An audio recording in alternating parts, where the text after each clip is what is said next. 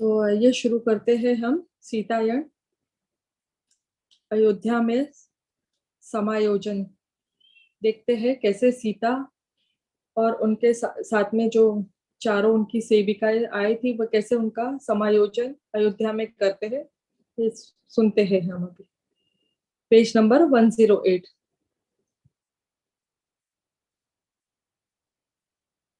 एकता का अभाव, इसका क्या तात्पर्य है? महाराज दशरथ एवं माता के अटूट संबंध यकायक स्थापित हो गया था और तीनों रानियां भी माता से स्नेह करती थी, किंतु कैसे एकता के अभाव की बात सोमा कह रही होगी? क्या तुम महसूस नहीं कर रही मीनाक्षी? यहाँ कुछ अभाव सा है, एक प्रकार की सद्भावना जो मिथिला में रची बसी है, जो मैं समझती हूँ जनक बाबा के प्राकृतिक स्वभाव की वजह से है। यह महाराज अपनी रानियों के बीच बटे हुए लगते हैं।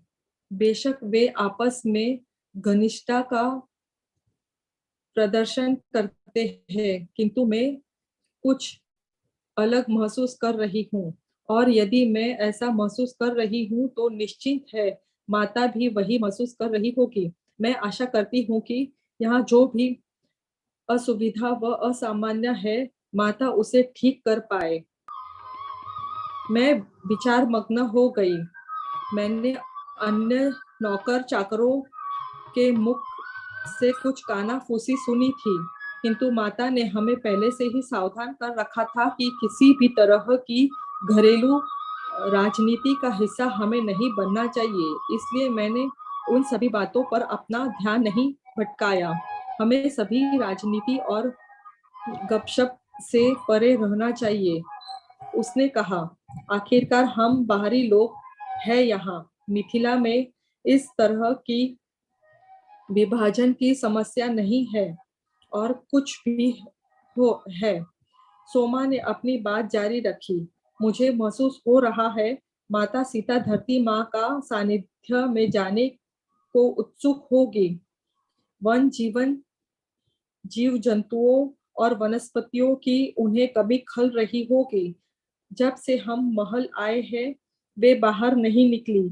मुझे विश्वास है शीघ्र ही वह हमें बुलावा भेजेगी किसी न किसी योजना के साथ। सोमा सही थी।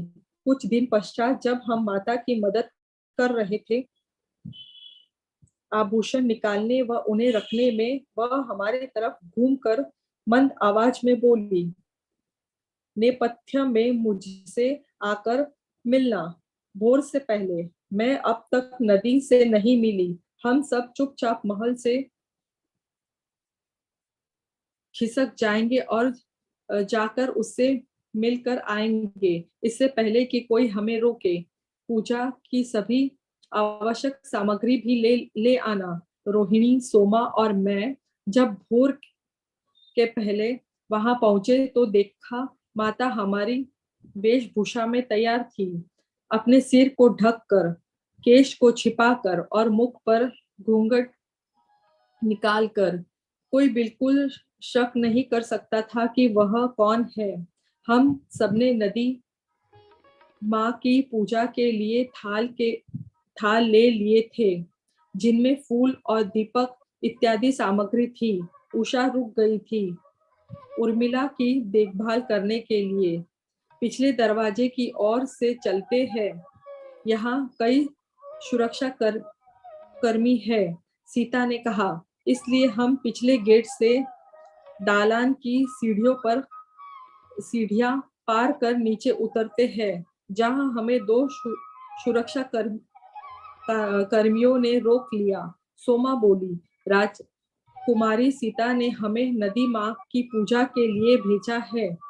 हमें अधिक समय नहीं लगेगा। ये मिथिला से आई हुई सेविका है।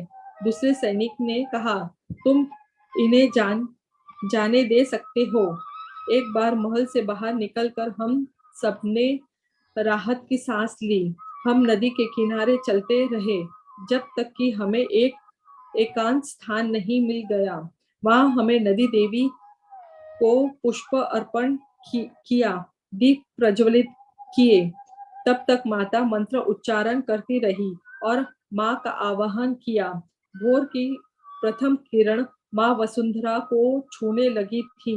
तब माता ने पानी में प्रवेश किया और मन ही मन नदी देवी से वार्तालाप की। इससे पहले कि हम जान पाते माता पानी में जलमग्न हो गई। फिर सांस लेने के लिए वह ऊपर आई, हंसते हुए और पानी में छपाक करते हुए। उन्होंने हमें पुकारा, आओ माँ, नदी हमारे साथ खेलना चाहती है। यह माँ गंगा की छोटी बहन है और बहुत चंचल है। रोहिणी और सोमा ने आहिस्ता से नदी में प्रवेश किया। उस दिन लगभग डूबने जैसे अनुभव के बाद से ही मैंने नदी से दूरी बना ली थी। दोबारा अपना भाग्य नहीं आजमाना चाहती थी मैं। सोमा नदी में डुबकियां लगा रही थी। जोर जोर से हंसते हुए वह माता से बोली, कितना अद्भुत है बाहर खुली हवा में सांस लेना। सरयू देवी जानती थी मुझे इस समय की आवश्यकता है, जब मैं सभी औपचारिकताओं से मुक्त होकर स्वतंत्रता से मुस्कुरा सकूं। इसलिए उन्होंने मुझे यहाँ बुलवा लिया। माता ने कहा, उन्होंने आपको बुलाया माता? सोमा ने आश्चर्य से पूछा। हाँ, पिछली कई रात्रियों से मैंने सुना वे मुझे बुला रही थी।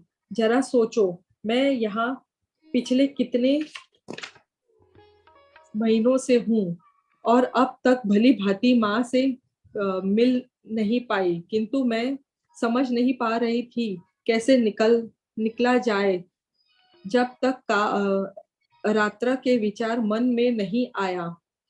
हम नदी में बहुत अधिक समय तक नहीं रुके, बस सिर्फ उस स्वतंत्रता व खुशी के एहसास की अनुभूति तक जिसका आनंद हम मिथिला में लेते थे।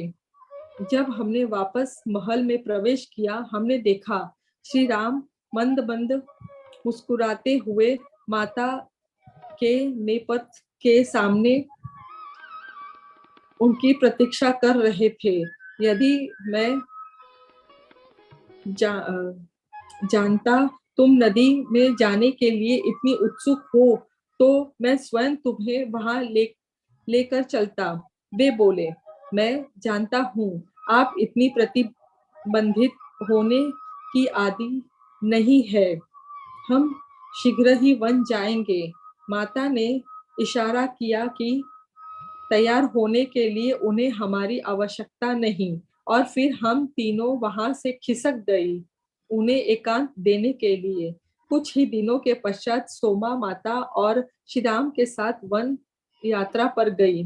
जब वे वापस आए, उसने हमें बताया कि किस प्रकार माता रथ से नीचे उतरकर नंगे पांव जंगल में चलने के लिए लालायित हो रही थी।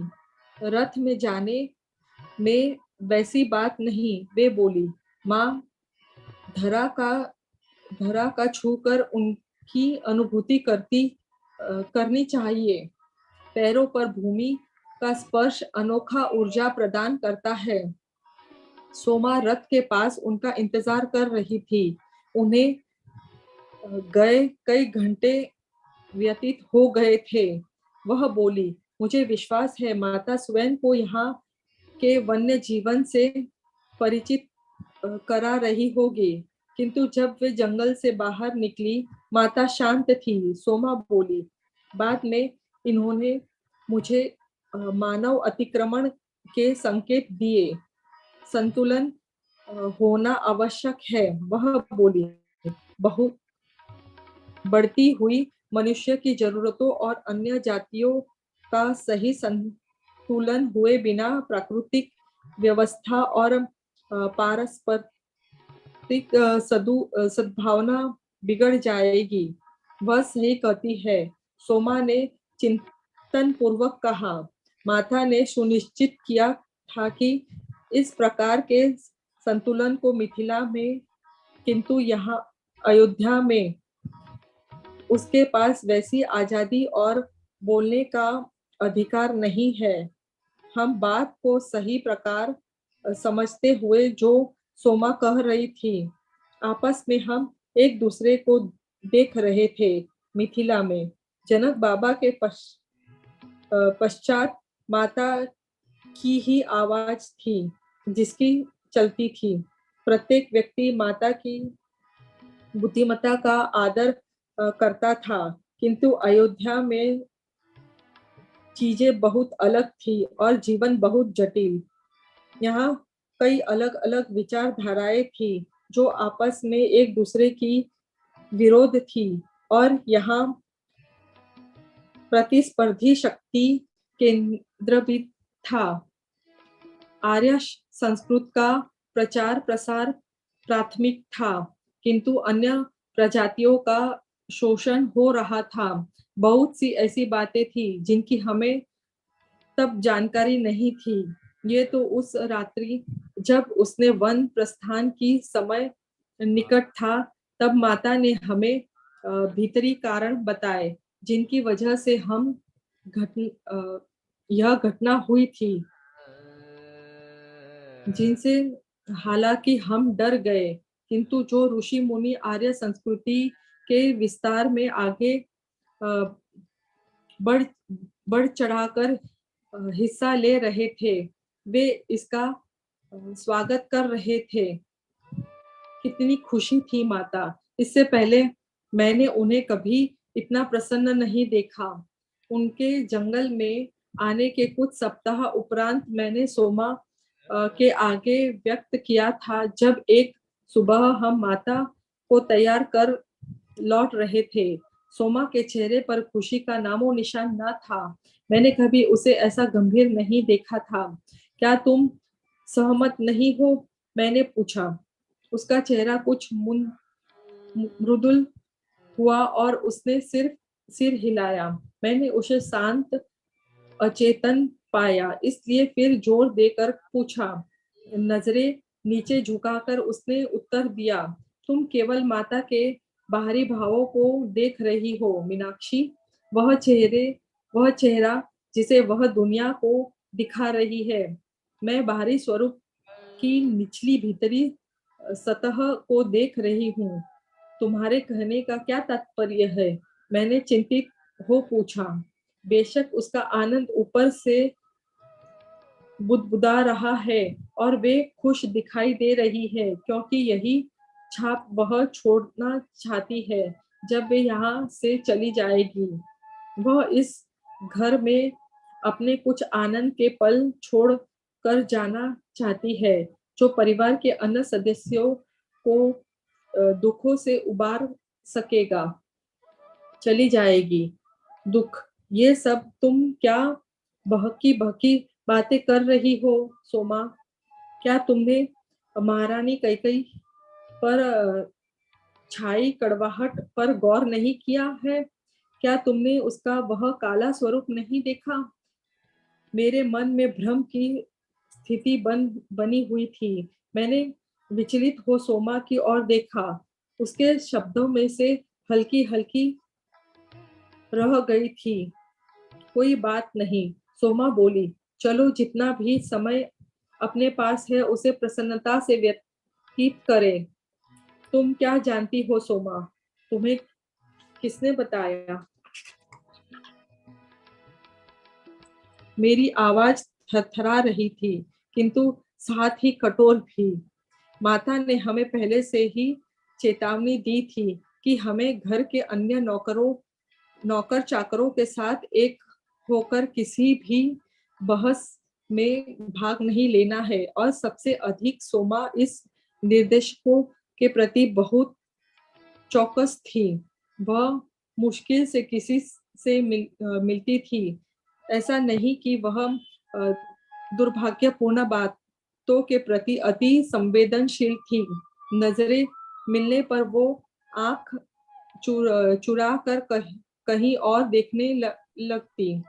पहली बार मैंने उसकी आंखों में आंसू देखे। भय के विचारों ने मुझे ऐसे भेद दिया था कि कुछ भी उन्हें शांत नहीं कर पा रहा था। जब तक उस शाम को मैं और सोमा माता को आभूषण, अलंकार व वस्त्रादि को संभाल कर रखने नहीं पहुंचे। मेरा अंतर्मन माता के सानिध्य में आनंद का अनुभव कर थोड़ा शांत हुआ और सोमा भी शांत व स्वाभाविक प्रतीत हुई।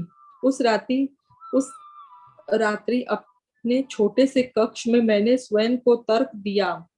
यद्यपि सोमा की विशेष अंतर्दृष्टि माता के मन की सब बात जान सकती है और उसका माता के साथ एक खास संबंध है और हम में से कोई भी वहां पहुंच नहीं सकता था जैसा वो जान सकती है, और इस बार वह गलत है। वह उन सब बातों की कल्पना कर रही है जिसकी वास्तव में अस्तित्व ही नहीं है। मैंने इस संदर्भ को कि कोई अनहोनी होने जा रही है अपने मन मस्तिष्क से बाहर कर दिया। यह तो कई दिनों पश्चात हमें ज्ञात हुआ कि अयोध्या का राज सिंहासन पलटने वाला था, ऊपर से नीचे की तरफ, लेकिन किसी बाहरी शत्रु द्वारा नहीं, अपितु किसी भीतरी शक्ति द्वारा। वे चंद दिन बेहद उतार चढ़ाव करे थे। महाराज दशरथ बीमार पड़ गए थे। लोग कहते थे कि दिल का दौरा था। माता ने बहुत चेष्टा की अपनी जड़ी बूटी द्वारा उपचार करने की, किंतु उनकी शक्ति वापस नहीं आई। फिर सब जगह उन्हें उसके तत्काल राम के राज तिलक करण की चर्चा थी, जिसके लिए उपयुक्त तीर्थ का समय सुनिश्चित किया गया। और जब वह शुभ घड़ी आ पहुंची तब अचानक सब कुछ बदल गया। महारानी कैकई कैकई का मन उसकी कड़वी और छल तथा षड्यंत्र में युक्त सेविका द्वारा घुमा दिया गया और गहरी निष्क्रिय ईर्षा और क्रोध में रानी को आक्रोश से भर दिया। वर्षों पूर्व कैकई ने युद्धस्थल में महाराज के जीवन की रक्षा की थी और महाराज ने उन्हें 2 वरदान दिए थे जिनके वो अपनी मनचाही वस्तु जब चाहे मांग सकती थी। अब वो उन वर्ष पूर्व दिए वचनों को पूरा करने के लिए कह रही थी। जय सीता मैया। आत्मवंदन सभी मास्टर्स को।